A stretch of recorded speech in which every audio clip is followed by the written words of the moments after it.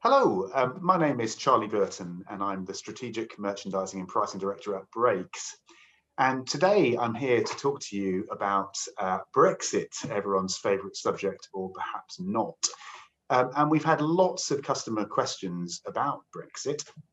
And the good news is that actually with Brakes, you are in safe hands because we've been working on this now for, well, 2 years, certainly, of detailed planning. I've been involved with it throughout, but part of a wider team across all of Brakes. And we did actually do a little survey of our customers before doing this session today, just to find out the key questions. And some themes emerged. One was, I'd say, the difference between deal and no deal. What does that mean?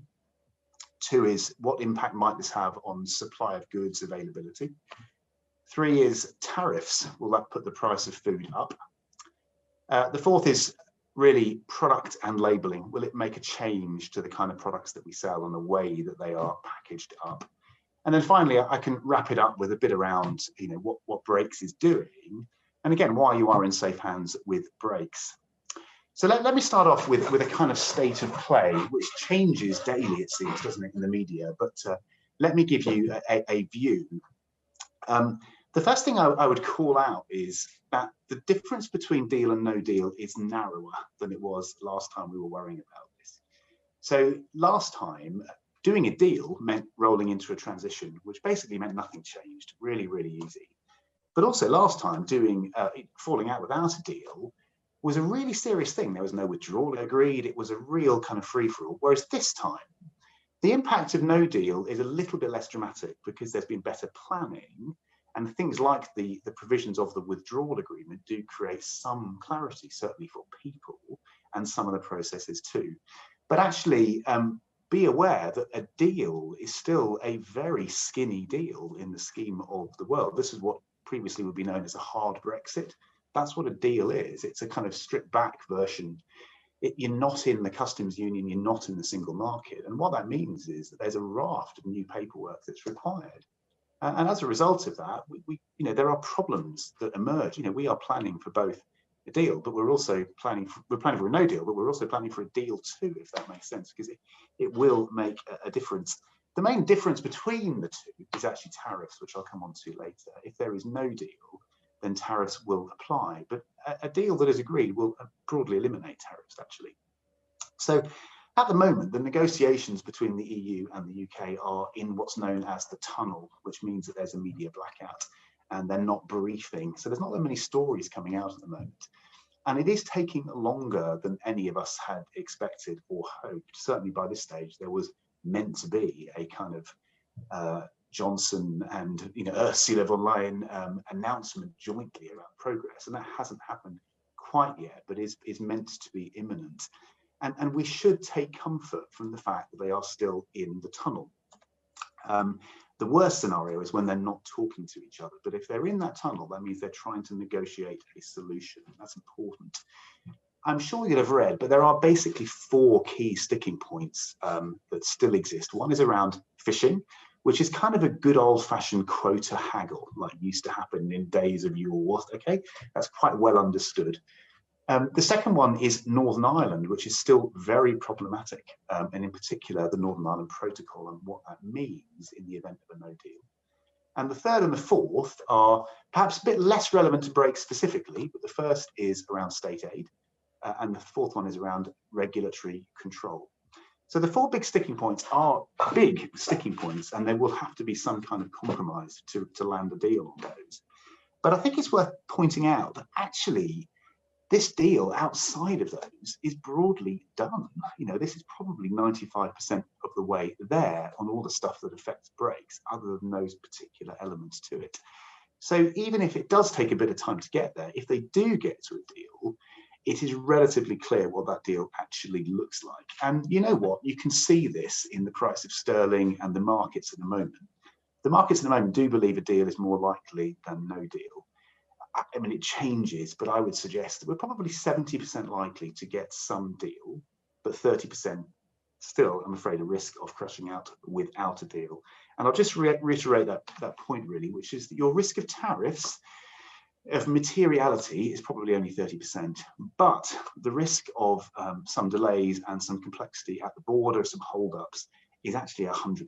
That is very, very likely to happen because it is a deal or no deal outcome. And therefore, it is really wise to be prepared for that. So let's talk about some of the risks that are associated with this. So bear in mind that 30% of the UK's food is imported via the EU in some form. Sometimes that's a finished goods, sometimes is the ingredients. And so on the page that you can see, there's a kind of left to right of the supply chain. And on the left, from the supplier's point of view, if you're an EU supplier, then a few things to note. One is it's the winter season. That doesn't really help us because it means that we are, as a nation, importing a lot of our fresh produce during the winter. But really the challenge for Brakes here is to make sure that our suppliers on the continent still want to supply brakes. The worst thing would be is if they take one look at a massive lorry queue outside Calais and turn the truck around and send it somewhere else on the continent. That would be disastrous. But you know what? We've been working 2 years to make sure that that does not happen. And the way that we've done it is that we have site on the other side in Dunkirk with significant storage capacity, and it enables us effectively to take a lot of the pain away from those manufacturers. So the truck may sit in a queue for three or 4 days potentially, but actually it's a Brakes truck, or it's a Brakes appointed haulier's truck. It's not the supplier's truck. We've taken that problem away from them. So again, we should have some confidence around that. For other suppliers, I think communication is key. The new customs procedures are complex, actually. There's lots of stuff. And, you know, Britain used to have effectively an industry that would look after this for customs clearance, etc. And that industry largely is a tiny fraction of what it once was. So there's quite a lot of pressure on our supply base here. You know, whether it's things like the paperwork, whether it's heat treated pallets that now need to be part of stock coming into the UK. These are new things. And our suppliers, in my experience, their knowledge is varied on this. Some of the bigger people are absolutely on it. They've been planning it for years. They know exactly what they're going to do. Some of the smaller suppliers are, you know, they've been dealing with COVID. They've got staff on furlough. It's all a bit frightening. And that's actually where Brakes can come in, because we can support, we can advise, we can offer some counsel, and we can try and make it as easy as possible for those suppliers to keep our customers in stock. And do bear in mind, it isn't just suppliers from the EU. Often it's products that are manufactured or created in some way in Britain as well. So I'll give you an example. So, you know, our fresh milk and cream comes from a very nice dairy up in Lancashire. It's great. But you might not know this, but the plastic pellets, which eventually get blown into the plastic milk bottles that we drink our milk from, they mostly come from France. And so it's really important we work with a dairy like that and say, you need to be building stock of the pellets well in advance in case there are delays at port, even though the product itself is clearly an English product. There are lots and lots of new rules and forms that need to be filled in. Things like knowing what the commodity code is, something called a mersing code. If the product's of animal origin, you need a veterinary check. That's quite difficult to organise.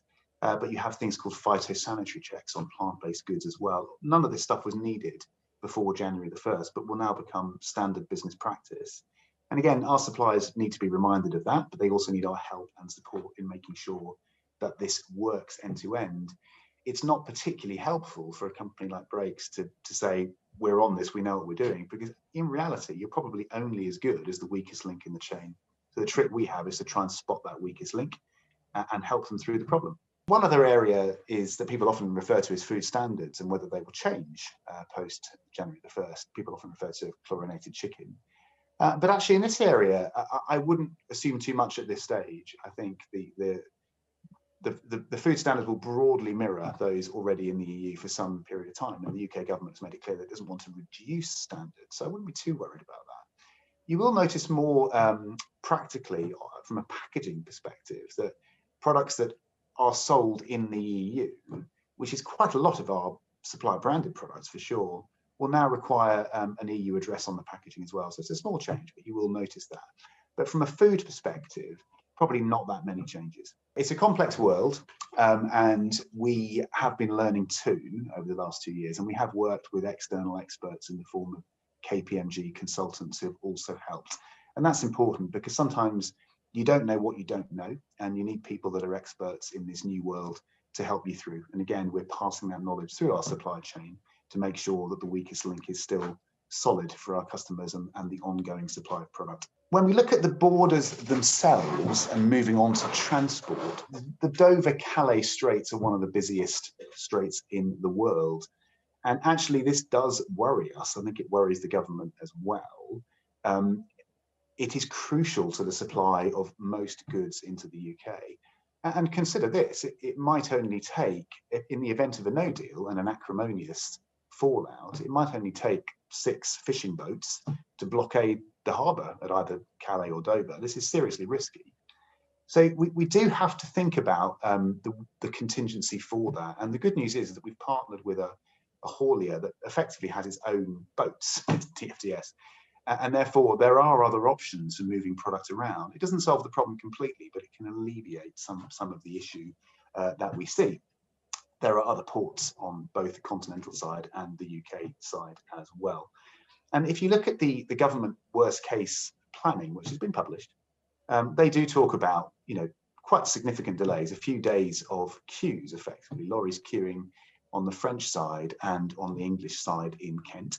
That's why they've been building lorry parks. There's one in Ashford in Kent near our office, in fact, because they do expect there to be delays. And in particular, because the assumption is that not all companies will have the paperwork ready. So the nightmare from a government point of view is you have a truck driver in a queue that doesn't have the right customs clearance. Therefore, they have to be taken away out of the queue where it can be resolved. So we do expect there to be delays. And don't forget as well that even if the government relaxes some of those rules on import, the circular nature of trade, as it's known, means you're still likely to get queues anyway, because we might relax the rules coming into GB, but when the lorries turn and go back the other way, it's much less likely that the French authorities will have the same flexibility, especially if there is either no deal or the deal is particularly acrimonious. So again, we should be planning for delays in the supply chain. And as much as we can work with the Kent authorities and the Kent access permit, we can understand what the implications are. Ultimately, the best thing that we can do is to build stock, actually. So of long life stock, which is coming across from Calais into Dover, we have made it our business to build roughly 6,000 pallets worth of stock throughout our network in the event that the queues become longer. So that effectively takes us up to 4 weeks cover. And government predictions are in the days in terms of delays. That's how we view it. So for slightly longer life product, a stock build is the best thing that we can do. And like a number of other companies, that is exactly what we've done. Our stock build is now broadly complete, and therefore we can say with some confidence to our customers that actually, even if there are images on BBC of queues and queues of lorries, it is okay because we have stock in the system to meet your needs still. Clearly, the challenge from a food perspective is product of much shorter life. And for those, we've had to look at it a bit of a different way. As I said earlier, quite a lot of this is coming from Europe during winter, because it's the winter season. And this is where alternatives have to be sought. Where it's possible to do it, we will work with UK suppliers. And we've had a number of examples where we have been able to do that. But again, the climate means that isn't always possible, in which case we are looking at alternatives. In some cases, it might even be a frozen alternative for a fresh product. And we have a series of substitutes and alternatives that we can advise our customers on and help them with in terms of menu planning. I would say, though, that only goes some way, the problem. It's quite easy to envisage a frozen broccoli taking over from a fresh broccoli, I think. But when you look at things like salads and the really short life product there may not be a direct substitute solution for that. But it is likely that some product will be available. And as the government themselves have said, we're not talking here about a food shortage. We're talking potentially about a restriction of choice. So again, I think from a customer point of view, a little bit of menu flexibility will go a long way, especially on the shortest products. And really, fresh produce is the one I'd look at. And in particular, the salad element of that, where there isn't an obvious vegetable alternative. Some flexibility would really help your operation, I think. When we get on to onward distribution, actually, we feel pretty confident about that. Once the lorries are through Kent and into our network, we are confident that we can keep stock moving to our customers all around the country. And actually, even within Kent, even if Kent is completely gridlocked, for those customers that are in the southeast or in Kent specifically, they might be worried. We've been there before, actually. We've had Operation Stack, we've had reasons why the Channel Tunnel was blocked with massive gridlock, and we've still been able to get lorries out to our customers. There are contingency plans. We know the routes. Have confidence in that. That bit actually, in terms of our risk, I think is relatively manageable. We're confident that once we've got the stock, we can get it onto our customers from there. Another risk that businesses might be interested in is people, actually. So, and in particular, your EU nationals. Now, last time around, this was considered a high risk. But then the settled status scheme within the withdrawal agreement actually calmed a lot of nerves, which is right. But we have noticed that since COVID, and clearly COVID is a complexity in all of this planning, there is a potential risk for people as well. Consider the impact of a falling exchange rate, Christmas, and families wanting to go home and then quarantining when they're there, having to quarantine when they come back. I think some businesses are concerned around the risks of their EU staff in the early new year. From our perspective, we think the best solution here is all about communication. Just keep engaged with people, be flexible, be helpful. But as a watch out for our customers as well, I think we would recommend the same, really. There is some risk here, but the more that you can talk, the more people are likely to want to continue working. And we believe the risk is manageable, certainly from a Brakes point of view. But we are aware of the upstream risk to our suppliers as well. And again, communication is key in that regard. And finally, tariffs. Again, lots of customers ask me about this regularly. It's worth calling out that even in the event of a deal, there may be some cost increases, I'm sorry to say, because of all that additional paperwork that I talked about. But I think they may be limited and manageable, especially if the value of the exchange rate improves on the back of a deal, which it might do. But tariffs are a different matter, actually. But the first thing to know about tariffs is, as I said earlier, I think it's only 30% likely. And that's a problem.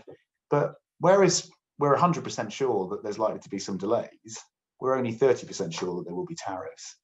And tariffs is a problem, but let's talk it through. You may have read about WTO tariffs and how scary they are on food. And it is true that if you are an exporter from GB, that is the tariff that's applicable, and it is quite frightening. But as an importer of food, that isn't what is relevant to this discussion now. So to explain this, in very round numbers, for a supermarket, say, or Brakes or any of our competitors, WTO tariffs on average across everything that we buy, UK and sourced from abroad, is about 10%. Really scary.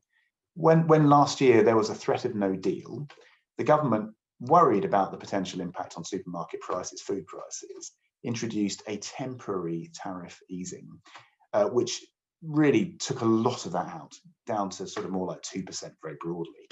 And we all breathed a bit of a sigh of relief. However, there is a slight sting in the tail here, because in May this year, the government introduced their permanent tariff schedule, the UK tariff schedule for imports, which is somewhere between the two, maybe more like 4 or 5% on the average basket. So that's a problem, but it's not nearly as bad as some of the media stories you'll read about WTO. That isn't true on import. Again, any country can set its own importing tariff rates. The reason why they might not make them zero is because it weakens your hand in trade negotiations with other countries. And that, of course, is why the temporary tariff regime could only ever be temporary, whilst we're in the process of negotiating deals with other countries. But that figure of sort of somewhere around the 5% mark, still very much to be confirmed, is a significant risk within the 30% scenario I described. But again, Brakes has got ways of mitigating some of this. We can look at country of origin, so we can look again to UK source, and we have done in a number of examples, mitigated our risk by moving to the UK or to another country where the tariff regime is lower. And the other thing we can do is we can build some stock. So actually within that 6,000 pallets I talked about before, we can try and buy ourselves a little bit of time. But really, if in the event of a no deal, then actually it is very likely that the price of food will go up. And it'll probably start going up from February, realistically, because most people will be sitting on a bit of a stock build to see them through Brexit and existing stock that they're sitting on, or the transition, I should say. So that isn't good news. I can't really sugarcoat that one. But Brakes is doing whatever it can to negotiate, to move supply around, and to try and delay wherever we can, again, on behalf of our customers. Okay. We don't have a crystal ball as to exactly what will happen. That, I think, is a mug's game. But we have drawn out a kind of planned timeline of what we think will happen. And the slide you're looking at, you may find this interesting. Our belief is that January itself, there will be some issues, I think, at the borders, but lots of companies will have stockpiled. There won't be a queue of lorries quite yet. And the volumes in January are very low anyway, COVID or otherwise. This is the quietest month of the year, so there's a little bit of flex in the supply chain. So our belief is that you might find that actually media headlines middle of January saying this wasn't as bad as we thought. Our advice to our customers is actually to watch out for that, because we believe that as the stock build runs through and people start restocking, at the same time that those lorry queues start to build over time, and we hit what we like in food service, which is the spring season of events when volumes start to increase again, that could be where the pinch point is. And bear in mind that the government modelling does suggest that the restriction of flow from Dover to Calais will last for a few months, actually. So our advice would be, yeah, watch very carefully in January, deal or no deal, but don't assume that that will be the position for the next few months. It is possible, I'm afraid, that it could worsen, and planning for that in advance would be prudent, I think. We're certainly doing it. We would recommend that our customers do too. So we are all over this. So we have been for 2 years. I speak personally, and I speak on behalf of a lot of other people in Brakes as well. We have a cross-functional team, and we've broken the problem down into 7 pillars. And you can see it on this slide. Each pillar has one of our senior managers running it, and there is a work stream that sits beneath that. And it's a full project overview of the whole thing, which happens week to week. We have, as they say, war game scenarios for what will happen in the event of deal or no deal. And we have crisis teams already ready to go in the event that this thing starts to create problems. We've got external help from KPMG, and we have really made sure that we've communicated with our customers and our suppliers to make sure that end to end this thing works as best as it can. We really have the single aim of keeping our customers as fully supplied as it is possible to be post Brexit. We cannot promise that there will not be bumps in the road in January to April, say. There probably will be, but we've really got your back on this one. And for us, that means building stock, making sure that we've got alternatives where that isn't possible on shorter shelf life products, and ensuring that the end-to-end supply chain is as strong as its weakest link. That's it, trying to pick out the weakest link and work with people to make sure that, again, you're only as good as the person in front of you in the lorry queue, yeah, but you can manage around that within your own supply chain to make sure that it's robust. For our customers, I would say, take confidence that we have got your back. We've really worked this thing through.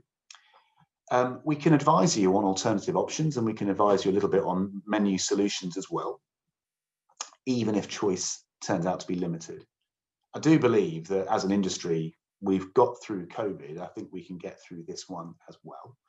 And the advanced planning that we've done, particularly at Brakes, should put us in a really good position, a strong position to manage this one through. I hope you found this interesting and helpful, and that you've taken away some points that you can use within your own business as well.